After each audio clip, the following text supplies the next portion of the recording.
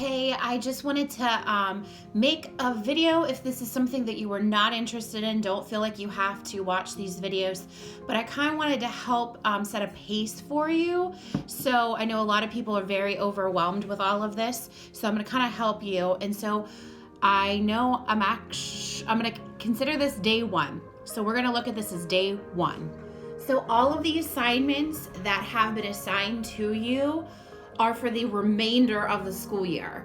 So we won't be assigning you any more for the rest of the school year. So everything that you have on this computer program is for the remainder of the year. Okay, so we're looking at day one ELA.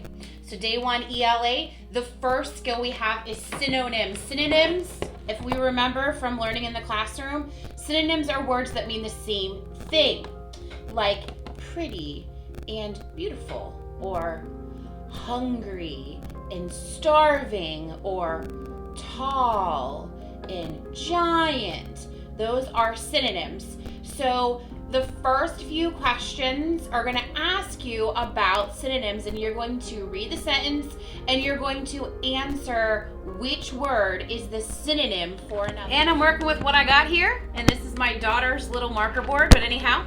So I just want to talk about a sentence. A sentence starts with a capital letter.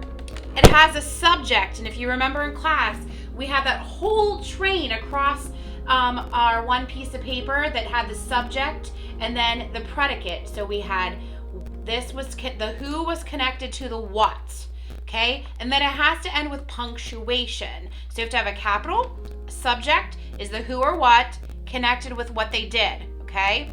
And then your punctuation. So that is what a sentence looks like, and you're going to be answering some questions about appropriate sentences.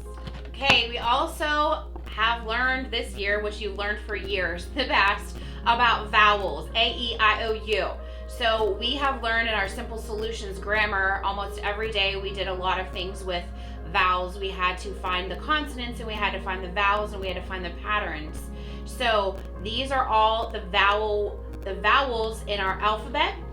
Ace is A, E, I, A.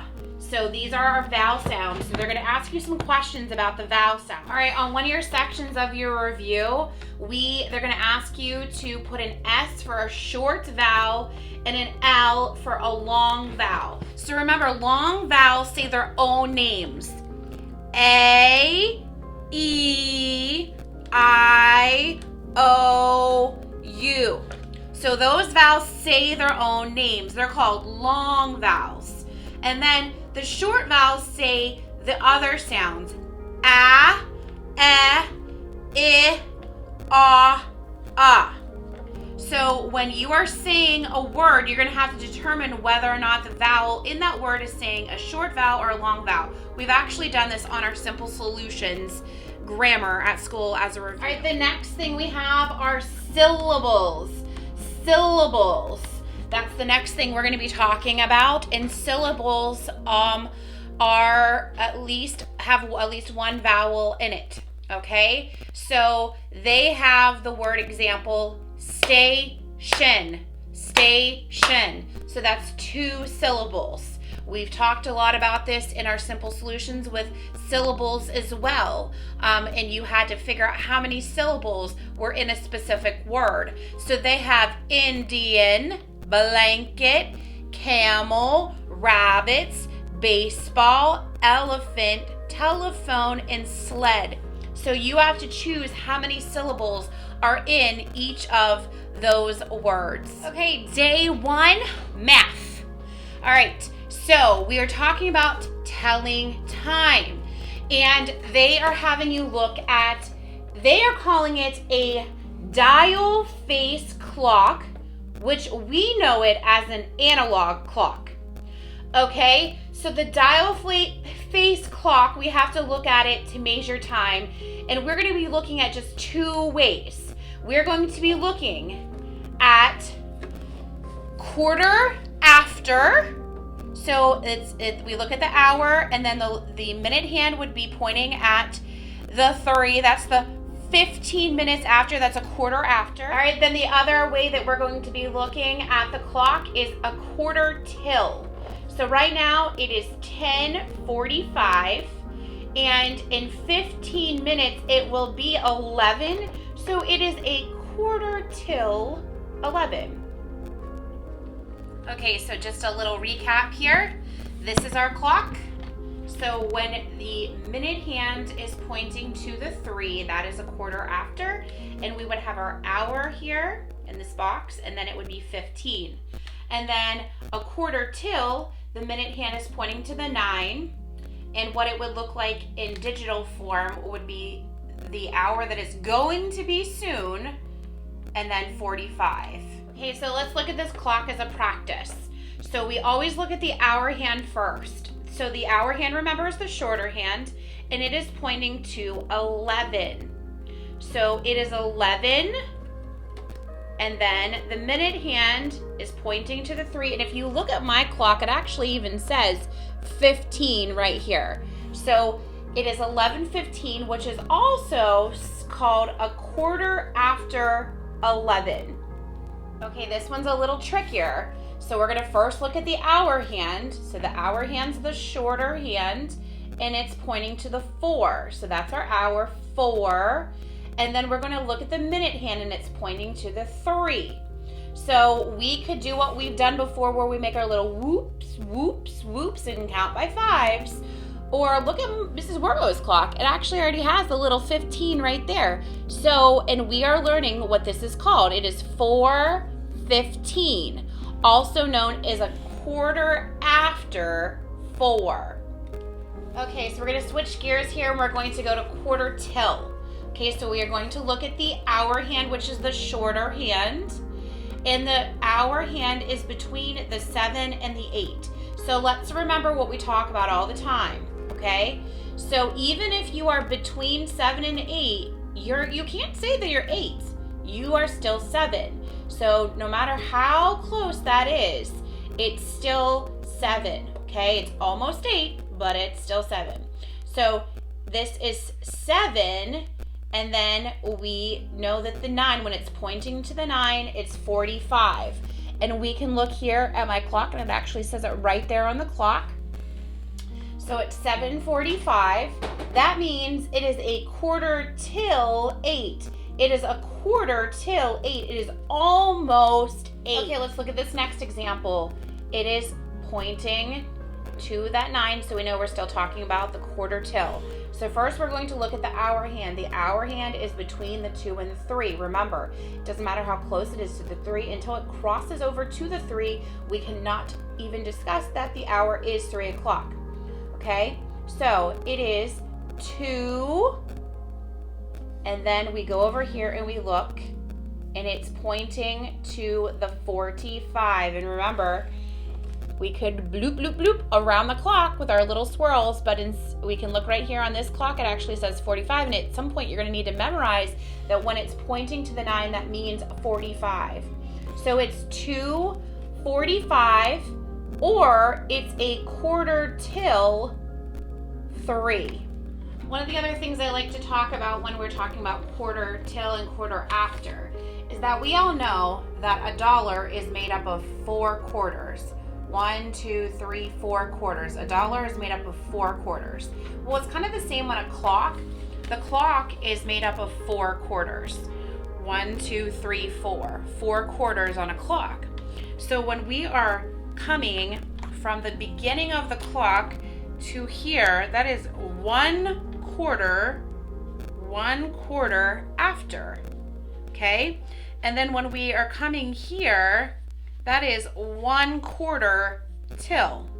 So 1 quarter after, 1 quarter till. So each day you're supposed to do 1 math and 1 ELA. And then you can choose to either do a history/geography lesson or a science lesson. You do not have to do both. But remember, this is all at your pace, so you can kind of do what you want. But I'm helping you right now to try to create a pace if it'll be helpful for you. So most people on day 1 were choosing to do the history and the geography. So we're going to go ahead and look at this map. This map on the lesson was the states in the Great Lakes region. I made a little video yesterday, but I'm going to go ahead and show you today. So if we're looking at the states in the Great Lakes region, you are only looking at the ones that are in blue.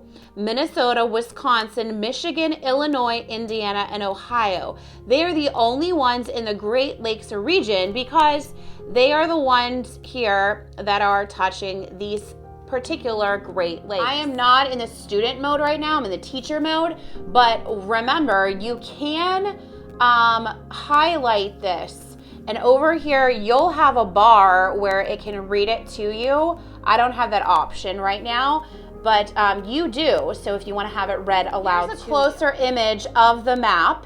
So again, we have Minnesota, Wisconsin, Michigan, Illinois, Indiana, and Ohio. So I know that a couple of the questions that they talked about were kind of confusing. The first one is the only states that are in this Great Lakes region are the ones that are blue on this map. So we don't count the ones that are in white, okay? I know, we all know, we live in Pennsylvania, and Pennsylvania does border this Great Lake, Lake Erie. But in this region that if you read up at the top, this is only specific to these states here in blue. So you have to count this number of the blue states to see how many states are in the Great Lakes region. The next part of this was which of these Great Lakes states border Canada. So border means to touch, okay? So if you look up here, I'm not going to tell you the answers, but we can eliminate Illinois and Indiana because neither one of those touch the purple, Canada. So those ones are out. So since those two are out, we are looking at these four. Now I am going to tell you that on that question, there are two answers, two. So that means only two of these ones are correct. But I want you to look very closely at this map. And you can see that when it borders, it clearly touches the purple, okay? Now, if you look there very closely, you can see, I know that's so tricky, but look at Wisconsin. I see Great Lakes all around it. I don't see it touching Canada at all. Oh, Michigan. Oh, I see some purple in there.